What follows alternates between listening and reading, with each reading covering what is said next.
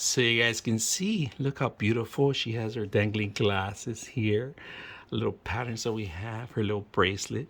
And then we got plenty of them to make some more.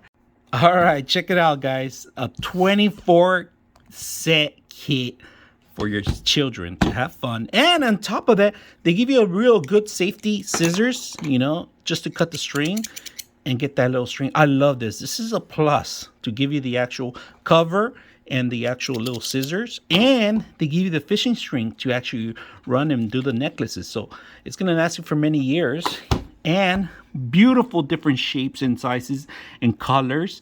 I see a little panda. Oh, that's my favorite. We're gonna open one up and take a look at it. Just to let you guys know, this is not a fishing string. It looks like it, but it's more like a rubber band, if you guys can see it. Look at that. Nice and tight. So it's a rubber band. It's not a fishing string, so it's much even safer for kids. So let's go ahead and put it together. All right, let's take a look at some of them. You get the yin yang, if you guys can see it. A little tiny frog, and look at beautiful little cats or dog paw. You get lettering, some circles, and then you get characters, and you get a little cat. Oh my god, this is probably my favorite one, the little panda. Ice cream, and then you get fruits and other little like Hello Kitty look-alike characters. Beautiful little details, and they have multiple ones.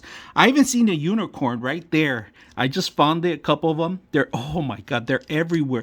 Every time I took a look at these, there's always something different, new to find in there. So we're gonna go ahead and start and let our child do a little bracelet for us, and also maybe some couple designs for her glasses. Just be aware, make sure you supervise this. A parental guidance is aware, because there is some sharp objects that are need parental guidance. So maybe you want to start them out by showing them how to cut the thing or do it yourself. So make sure you're aware of that first.